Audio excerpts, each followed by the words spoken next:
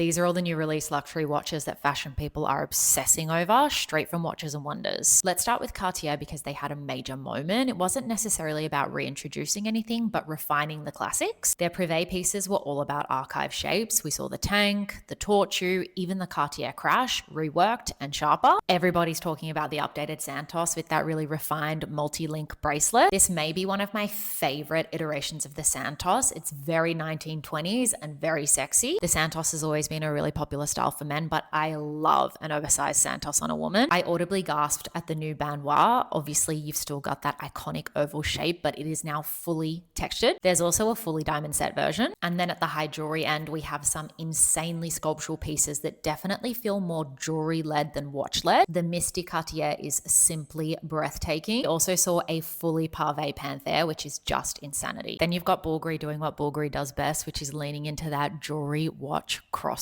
They're pushing both color and structure with these new iterations of their Serpente, but they've also introduced these Clou studs, which I believe actually shifts the focus away from the dial and onto the architecture of the piece. Honorable mention goes to this masterpiece, which is just insanity. But the kicker is they also released it in gold and pavé diamonds, which is officially on my timepiece wishlist now. And speaking of wishlist items, the swinging Piaget Pebble.